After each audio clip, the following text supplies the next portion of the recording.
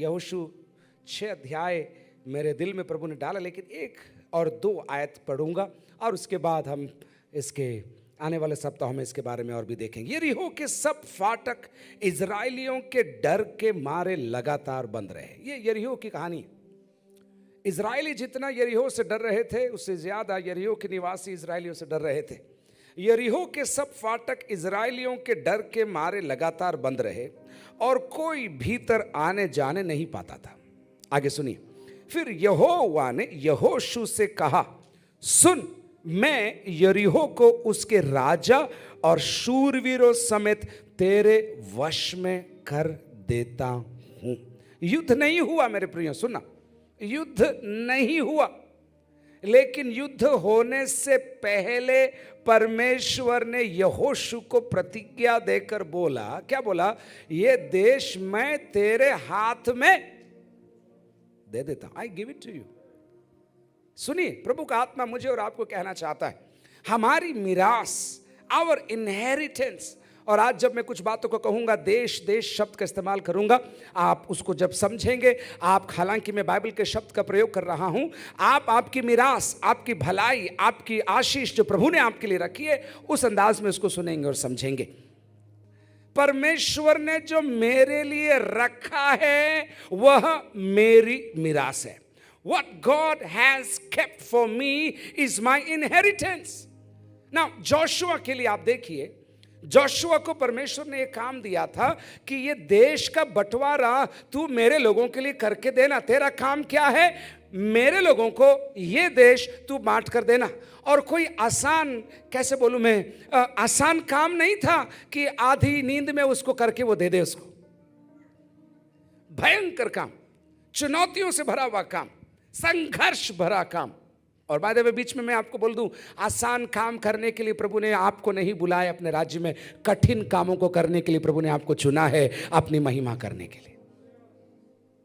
आप बोलेंगे क्यों? ताकि आप उसको महिमा दे सके और कह सके, ये मैंने नहीं किया, ये मेरे प्रभु ने मेरे लिए करके दिया है। ऑलराइट, सो इनहेरिटेंस की अगर अपन बात करें, और समय बहुत आगे चला गया, मैं आगे बढ़ूं, मैं आपको समझाना एक बार और, मैं इसका डेफिनेशन आपको दूं। यहोशू की पुस्तक के अंदर एक मेजर थीम, एक बार बार उठकर ये बात आएगी। 7 और 10 अध्याय, मतलब 7 से लगाकर 10 अध्याय तक यही बात आएगी। इनको ये ज़मीन दी, उनको ये ज़मीन दी, उनको ये हक मिला, उनको इस तरफ से इस तरफ तक एरिया मिला। इसको बयान की क्या ज़रूरत है? आपको समझना है प्रभु के कलाम के आधार पर कि ये मिरास का प्राप्त होना परमेश्वर की प्रतिज्ञाओं के आधार पर है। प्रभु ने कहा, इसलिए प्रभु से ये हो गया। मैं आपको चंद बातें बताऊं।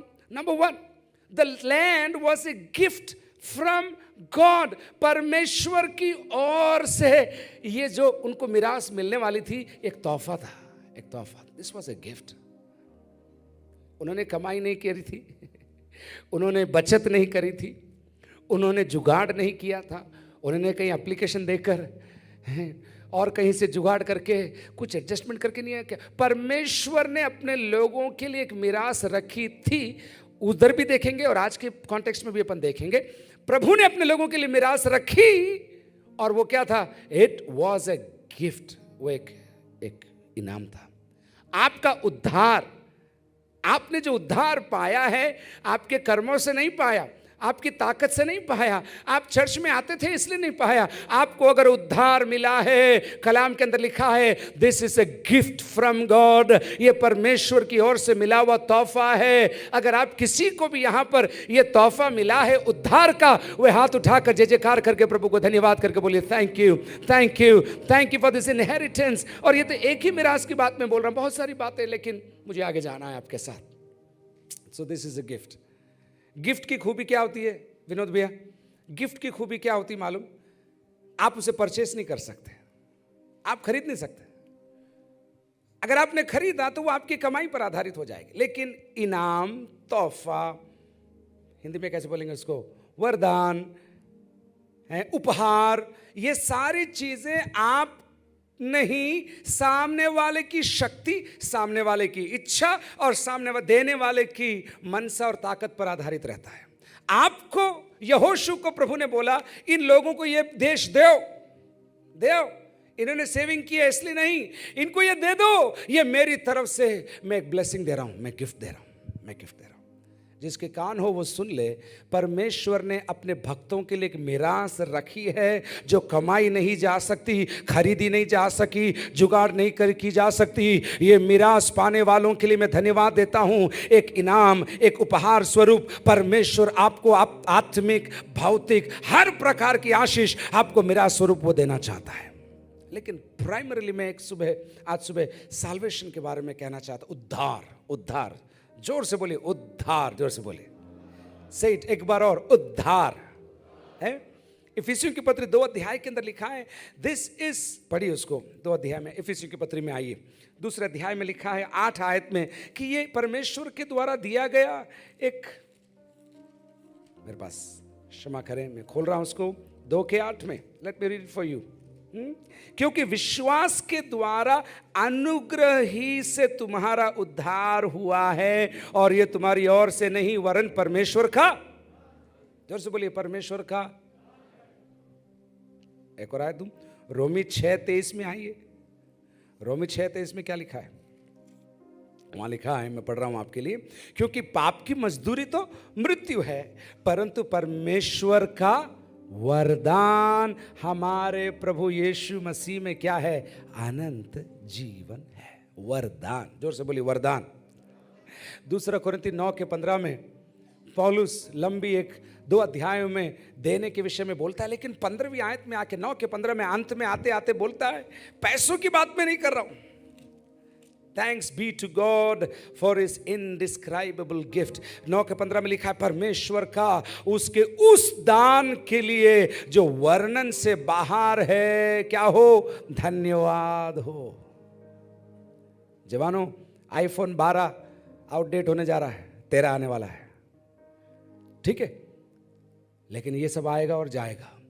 लेकिन जो परमेश्वर हमको देता है, विशेष करके उद्धार का, हर्ष का, उद्धार का अनुभव, उसके लिए आज मैं प्रभु को धन्यवाद देना चाहता हूं। याद रखिए, यहोशू, तू जो लोगों को देश देने जा रहा है वो क्या है? मेरी ओर से, जोर से बोलिए, मेरी ओर से क्या है? दान है।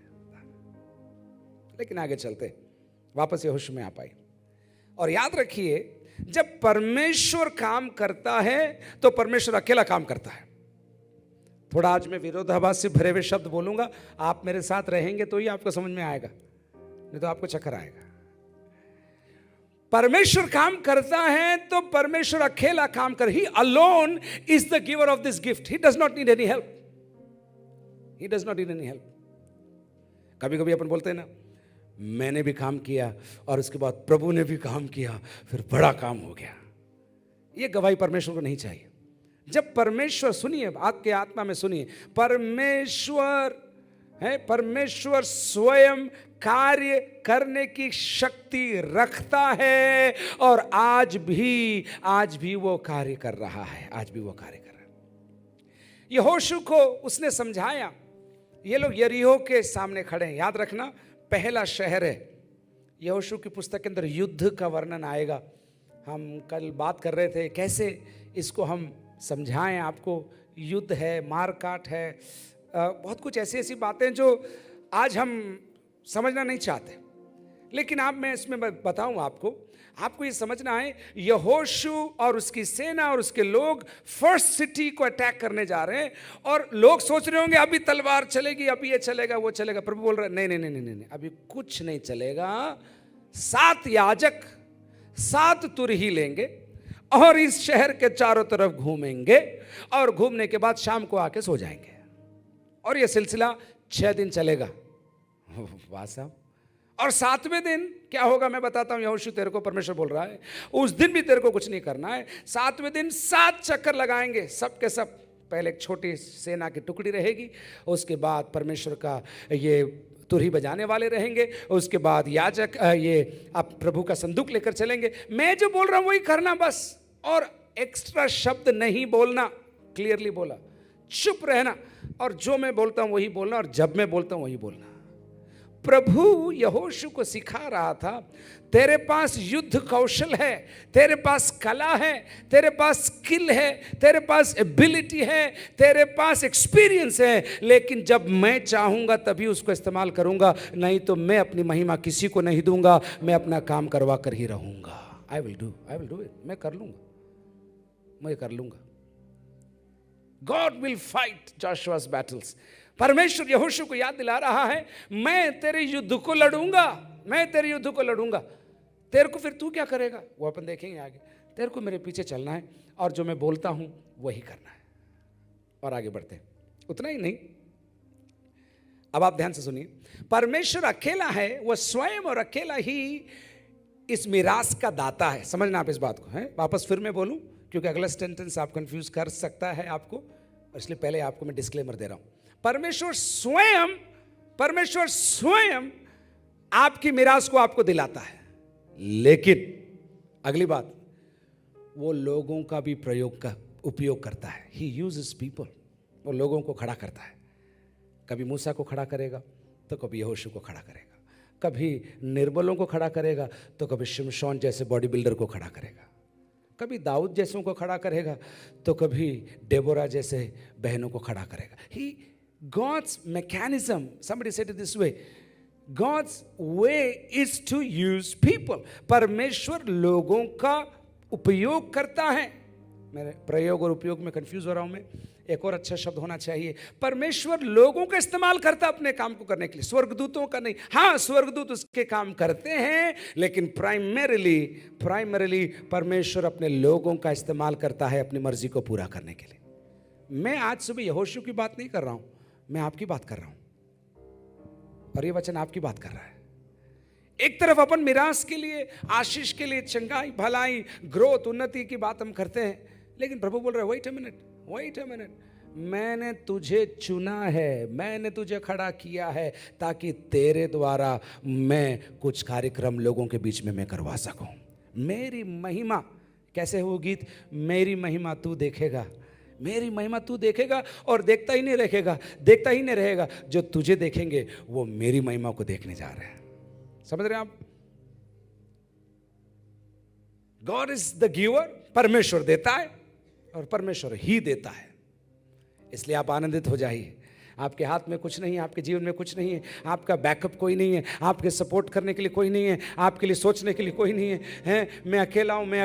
नहीं, ये गाना छोड़ दीजिए। राजाओं का राजा, प्रभुओं का प्रभु, सेनाओं का यहोवा आपकी ओर है, आप अकेले नहीं हैं। ये गाना बदलिए और आप बोलिए, प्रभु मेरी ओर है, मनुष्य मेरा क्या कर सकता है, और करना चाहे तो उसको करना पड़ेगा, क्योंकि परमेश्वर लोगों को खड़ा करता है मेरी मदद करने के लिए।